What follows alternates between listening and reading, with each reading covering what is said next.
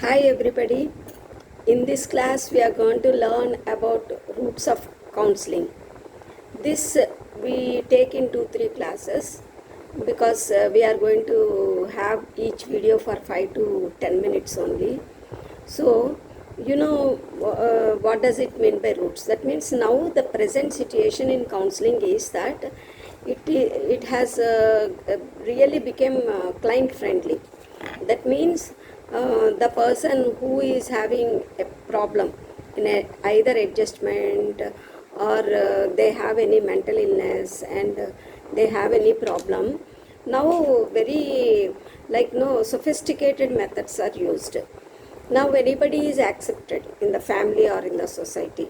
Any problem means they are accepted. Not only that, the government is each and every country, most of the developed countries and also developing countries, they accepted the people with the problems, and they are also providing some facilities to them, isn't it? So that is the present scenario. So, but we have to know how we reached this stage. But when we compare country to country also, still we have to develop. Suppose we have to develop a lot. In some countries, they accept them and they take responsibility of people who are having mental problems and mental illness. The government treats them as if that is their responsibility. It is not the responsibility of the family members also. See how great those countries are. So like that, we have to, there are also people like us, but only thing is they don't know what is going on in their mind.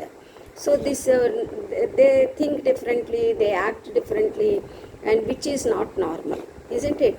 So in such cases, clinical psychologist will take over those cases. But if it is only a counseling, then what happens? The counseling psychologist can take.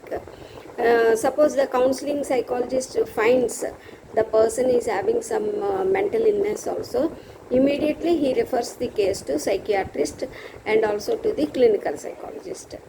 Okay. The other thing, the present situation is that psychological testing has developed. Suppose somebody comes with a problem, then immediately we have so much material for diagnosis. That means whether the person's personality, to know the personality, what type of personality is having, because different personality types have different adjustment problems, isn't it? So we can understand what is their personality, and also we can understand their attitude, aptitude, and also whether they are facing any problems in life and causing stress to them. Are they feeling anxiety, nervousness? Like that, we can administer any tests. So the counseling psychologist must know the testing also. Suppose we can learn testing. In coming sessions, I am going to discuss each and every test, like intelligence test, aptitude test, anxiety test, and all. I'll discuss those very important tests at all the levels, like for children, adolescents, adults, old age, like that. And then we can administer them. How to administer them also I will tell, and also scoring also we can discuss. So this testing, the person who is going to be the counseling psychologist must be he must either do testing himself or he must hire somebody. That means everything he cannot do, means he must give psychoanalyst will be there. Anybody who can analyze the results of the test. Like that, different, we have so many specializations. So we have to take the help of such people at least to know the actual problem, where is the root of the problem in the person. So like that, such developments have taken, and now we are in that position. We can really pinpoint where is the problem. Suppose if it is there is problem in the mind, there will be chemicals producing in the mind. So there, if each chemical, like we say, like neurotransmitters, if there is problem in that, then they will have some problems, mental illness also. So the present scenario, like in this 20th century or 21st century, where we have which we are in that stage. So, but if you take into consideration the roots from where we came. In nutshell, you know that earlier nobody used to recognize them. They used to, every country has its own religious or traditional way of living, and they used to think it is anybody having a problem, they used to say that is something to do with madness, like that. Now we are not using such terminology. So they used to treat them differently.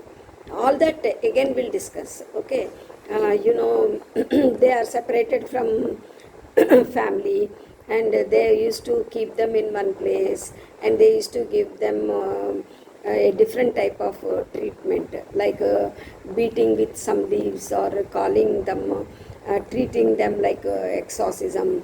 And also different countries have some traditional methods of treating such people. But now you see, they are also the people who are having problems. Now they are well accepted in the regular society, isn't it? So that is the actual development in this.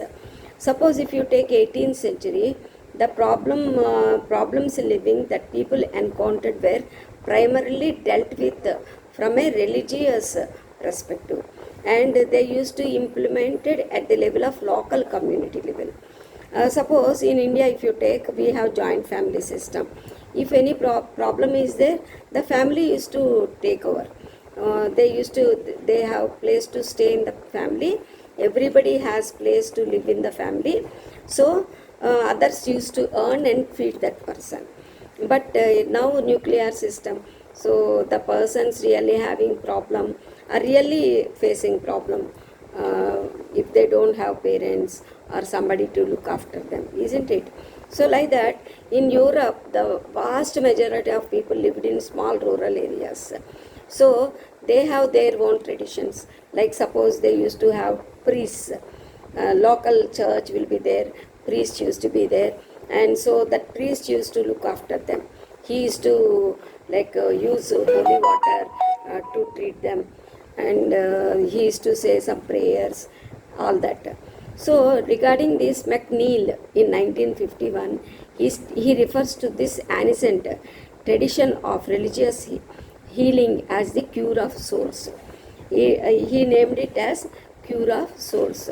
An important element in the cure of souls was confession of sins, followed by repentance.